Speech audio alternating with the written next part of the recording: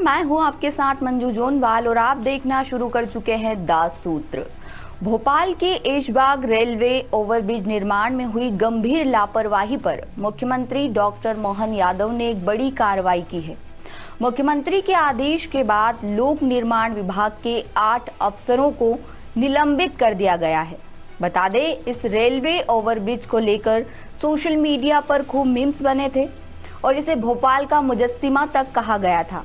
The सूत्र ने भी उन इंजीनियर्स और अफसरों के बारे में बताया था जिनकी मंजूरी से भोपाल में इस अजीबोगरीब आरओबी का निर्माण हुआ। इसके बाद शनिवार रात मुख्यमंत्री डॉक्टर मोहन यादव ने एक्स पर लिखा कि उन्होंने इस मामले का संज्ञान लिया था और जांच के आदेश दिए थे।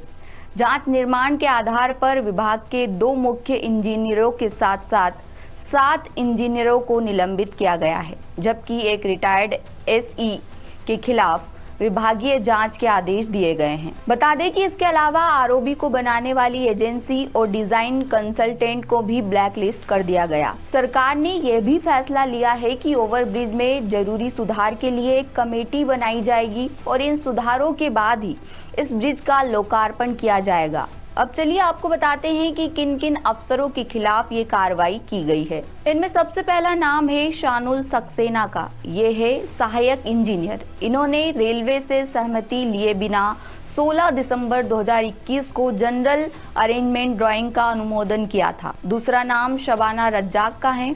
ये प्रभारी कार्यपालन यंत्री हैं। इन पर भी आरोप है कि इन्होंने रेलवे से सहमति लिए बिना जनरल अरेंजमेंट ड्राइंग का अनुमोदन किया था। तीसरा नाम है संजय खांडे का। ये प्रभारी मुख्य अभियंता है। अभी रीवा में ये पोस्टेड हैं। इन पर डिजाइन के गलत अनुमोदन के मामले में कार्रवाई की गई है। चौथा नाम उमाशंकर मिश्रा का है। ये उपयंत्री है।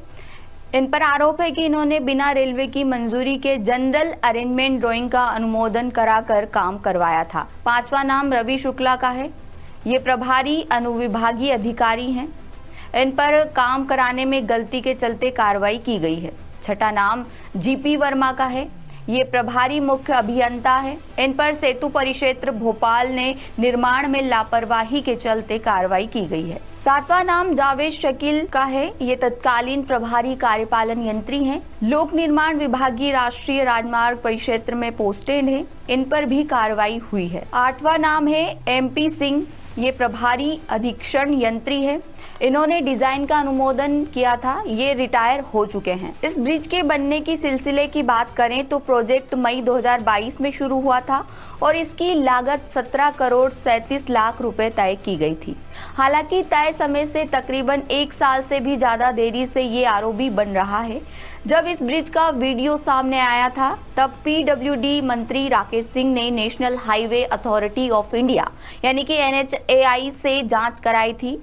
रिपोर्ट में साफ कहा गया था कि अगर ब्रिज पर 35 से 40 किलोमीटर प्रति घंटे से ज्यादा तेजी से गाड़ी चलाई गई तो ये खतरनाक हो सकता है। तो कुल मिलाकर अब लापरवाही करने वालों पर कार्रवाई तो हो गई, लेकिन बड़ा सवाल ये है कि जब ये ब्रिज बन रहा था तब किसी जिम्मेदार ने अगर ध्यान दिया होता तो ईमानदारी से टैक्स देने वाली जनता का कम से कम कुछ पैसा तो बच ही जाता। ऐसे ही तमाम अपडेट्स के लिए बने रहिए द सूत्र के साथ। शुक्रिया। लेटेस्ट, इन्वेस्टिगेटिव और इन डेप्थ खबरें देखने के लिए ज्वाइन कीजिए द सूत्र का व्हाट्सएप चैनल, सब्सक्राइब कीजिए YouTube चैनल, लाइक कीजिए Facebook पेज और पढ़ते रहिए वेबसाइट www.dasutr.com।